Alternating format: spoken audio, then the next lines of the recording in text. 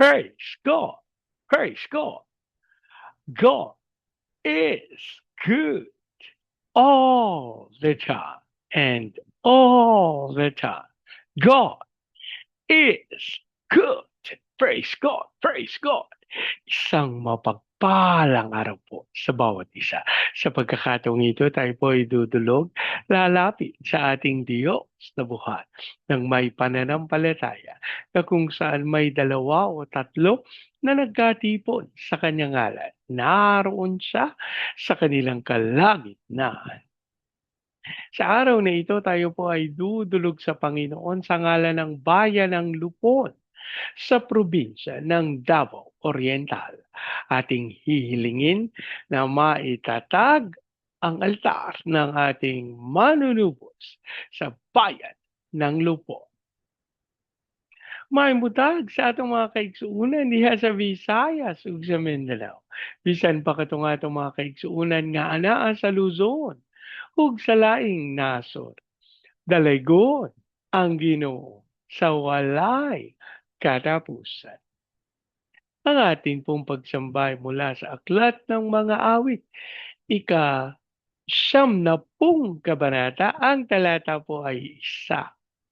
Panginoon naming Diyos, Ikaw ang aming tahanan, buhat pa ng simulang lumitaw ang aming angkan. Panginoon naming Diyos, Ikaw ang aming tahanan.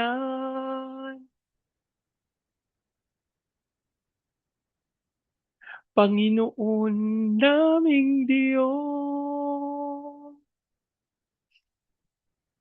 Ikaw ang aming tahanan.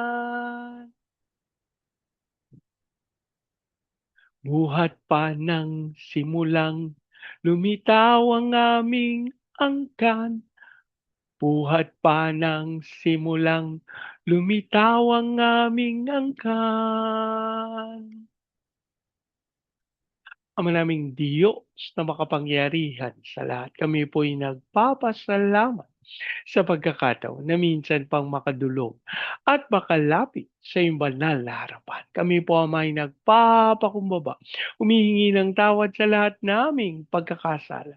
Sa aming pagdalangin sa iyo kami humihiling na linisin ang lahat naming karumihan, mga naisip, nasabi, nagawa, at dasal namin na ang banal na dugo ng aming manunubos ang siyang maglinis sa lahat ng ito sa pangalan ni Jesus. Habang amin din pong idinudulog sa iyo ang bayan ng Lupon sa probinsya ng Davao Oriental. Ang aming panalangin, ang lahat ng altar at lahat ng kasunduan ng ginawa sa bayan ng Lupon nang hindi ayon sa pangalan ng aming manunubos ay mapawalang pisa sa pangalan ni Jesus at sa pangunguna ng iyong Santong Espiritu. Ang aming panalangin ay maitatag ang altar ng aming manunubos sa bayan ng Lupon. Maraming salamat po. Ang aming pag-asa, tinugon nyo at tinanggap namin ang aming panalangin sa pangalan ng aming Panginoong Yesus. Amen, amen, amen, amen, amen, amen, amen. Praise God, praise God.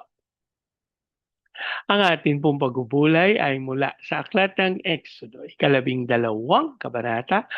Ang talata po ay 43 hanggang 51.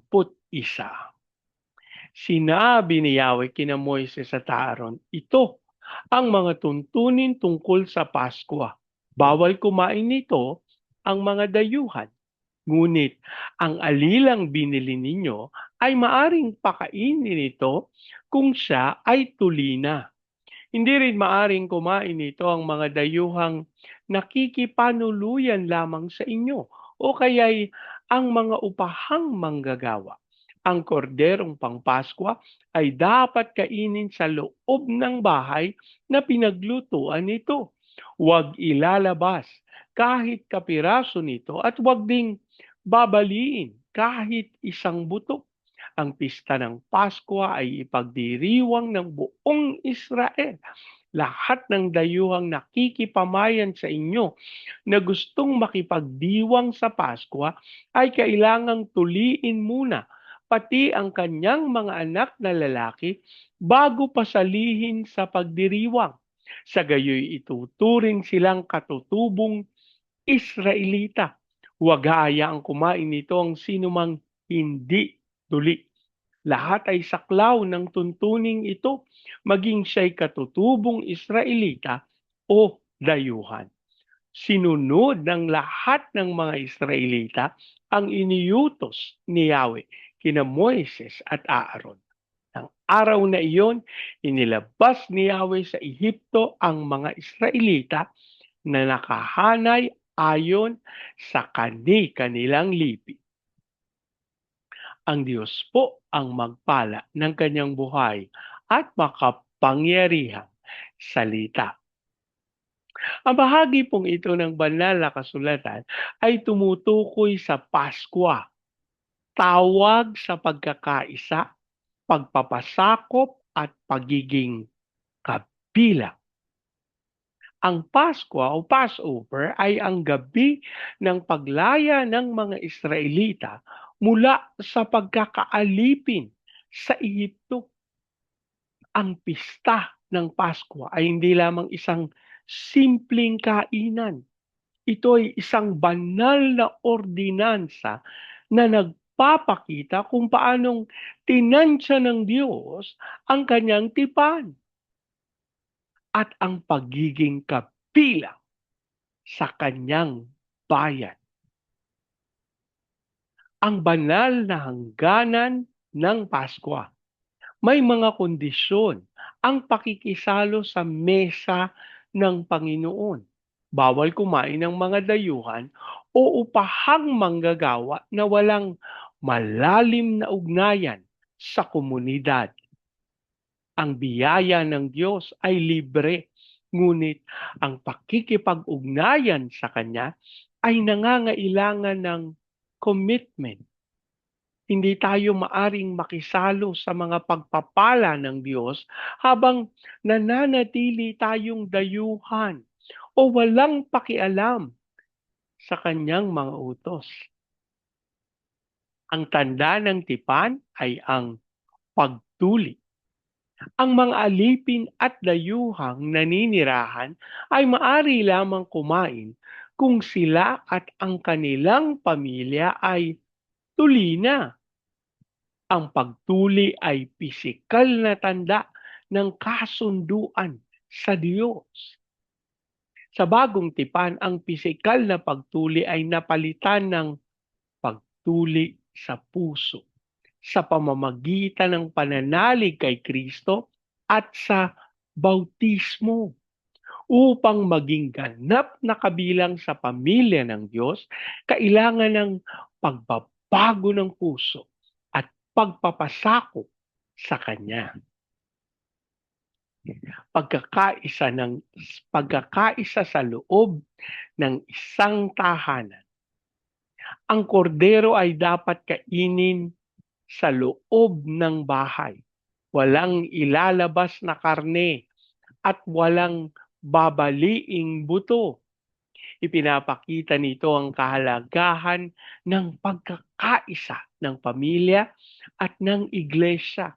Bukod dito, pula rin ito kay Hesukristo, ang korderong pangpaskwa na walang dinalang buto ang nabali sa krus.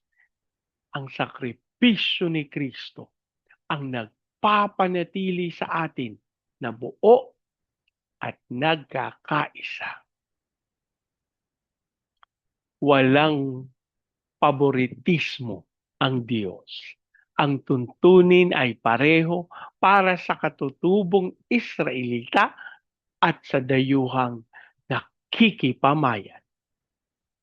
Ang kaharian ng Diyos ay bukas para sa lahat ng lahi, kultura, at background. Ang tanging kwalifikasyon ay ang pagsunod sa kanyang mga alituntunin. Sa harap ng Diyos, pantay-pantay tayong lahat na tinubos ng dugo ni Kristo. Tulad ng mga Israelita, ang hamon sa atin ay ang ganap na pagsunod sa mga iniutos ni Yahweh. Ang pagsunod na ito ang nagdala sa kanila sa ganap na paglaya. Sorry.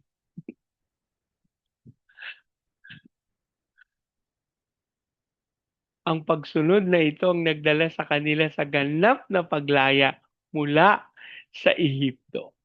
Suriin natin ang ating mga puso. Tayo ba ay namumuhay bilang mga tunay na kabilang sa pamilya ng Diyos? O umaasal pa rin tayong dayuhan sa kanyang harapan? Tanggapin natin ang korderong pangpaskwa na si Jesus upang maranasan natin ang tunay na kalayaan at pakikipagkaisa sa ating Diyos na banal. Manalangin po tayo. Ama naming Diyos na makapangyarihan sa lahat. Kami po'y nagpapasalamat na kayo po ang patuloy na nagkakaloob ng inyong kaliwanagan upang aming maunawa ng aming pagganap sa mga tuntunin na inyong ipinagkaloob ay hindi lamang pagsunod kung hindi pag-ibig. Ito ay pagpapatunay ng aming pagmamahal sa inyo. Sa ganitong paraan, nagkakaroon kami ng dahilan na makipagkaisa sa inyo at tunay na maganap at masunod ang inyong dakilang kalooban. Ang aming panalangin, Ama, kami po ay patuloy na kausapin. Ipahayag sa amin ang iyong katotohanan at katwiran, maging dahilan kung bakit ito yung aming lalakaran at ito yung aming gaganapin. Habang kami po ay patuloy na umaangkin na kami po ay walang magagawa sa aming mga sarili. Lord, amin ding idinudulog sa iyo ang bayan ng Lupon sa probinsya ng Davao Oriental. Ang aming panalangin, ang katawan ng aming Panginoong Kristo sa bayan na ito ay tunay na tumanggap ng kaunawaan ng pakikipagkaisa sa iyong Santong Espiritu. Maging dahilan kung bakit maunawa ng katawan ang pangangailangan sa ulo na walang iba kundi ang aming Panginoong Heso Kristo. Hayaan mong dumaloy ang iyong Espiritu at kapangyarihan sa bayan ng Lupon. Maging dahilan ito, Amang Diyos, kung bakit dadaloy ang katwiran, dadaloy ang pagpapakumbaba, dadaloy ang pag-ibig, dadaloy ang pagkakaisa na siyang makikita ng Santong Espiritong dahilan upang maitatag ang altar ng aming Panginoong Heso Kristo sa bayan ng Lupon.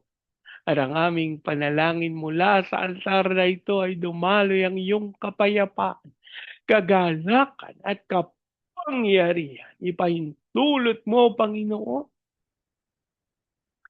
na dumaloy ang fire of revival.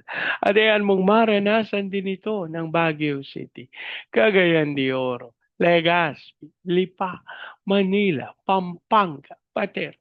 Kilusan mo po ng may kapangyarihan ng mga bayang ito at dumaloy ang iyong kapangyarihan ng pag-ulan upang ito'y maranasan din ng buong Luzon, Visayas at Mindanao.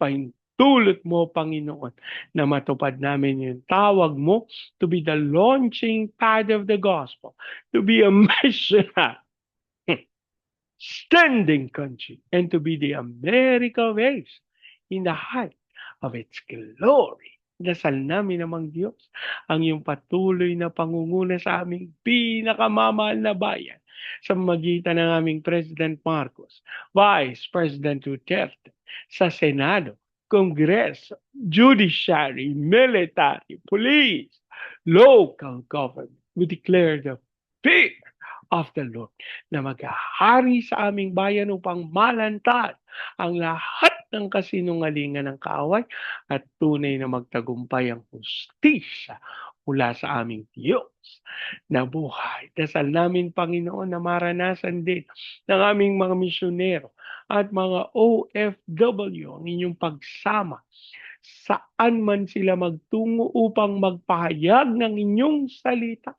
Ang aming panalangin ng inyong kapangyarihan ang siyang tunay na dumaloy. As we also declare your blessings sa mga training agencies katulad po ng May Lifeline, Asian Center for Missions, Elijah House, Philippines Church, Renewal, Asia Pacific International Institute Studies. Ikaw po, Panginoon, ang patuloy na mag-supply upang maganap ng mga lingkod mo ang iyong kapangyarihan at katugunan sa iyong mga ipinangako. We also pray, Panginoon, sa mga bansa ng Vietnam, Cambodia, Myanmar, Laos, Thailand, Malaysia, Singapore, Indonesia, Brunei. Ilusan mo po mga bayang ito, mapangyari ang kalwalhatian mo. Tunay na magtagumpay sila sa pagsunod sa dakila kalooban mo. Kasi also pray sa mga sa mga lugar ng China, ng Macau, ng Hong Kong at Taiwan. Ilusan mo ang mga bayang ito. Dumaloy ang kalwalhatian mo at tunay na maipahayag ng malaya ang iyong salita. As you also pray sa sa Japan, China, South Korea, North Korea, Brazil, Russia at Amerika. Ipahintulot mo, Panginoon. Dumana sila ng iyong kapangyarihan. We declare the fire of revival in Jesus' name as we declare peace over Israel. Maraming salamat po. Ang aming pag-asa, tinugon nyo at tinanggap namin ang aming panalangin sa pangalan ng aming Panginoong Yesus. Amen. Amen. Amen. Amen. Amen. Amen. Amen. Praise God. Praise God. Sa pagkakataong ito, yan niyo pong salitain ko ang basbas ng Panginoon sa inyo at sa inyong sambayan. I declare the everlasting love of the Father. I declare the unending blessings of the Son. I declare the sweet, sweet, sweet fellowship of the Holy Spirit now and forever. I declare this new house and lot with parking, with a new vehicle, and with a flourishing business. In Jesus' name. Amen. Amen. Amen. Amen. Amen. Amen. Amen. Praise God. Praise God. Hanggang sa susunod po. Lagi nating tatandaan sa anumang pagkakataon sa Diyos. Walang imposible. Sama-sama po nating ideklara. Pilipinas, God bless you big time. And so we declare to God be all the glory in Jesus' name. Amen. Amen. Amen. Amen. Amen. Amen. Amen. Praise God. Praise God.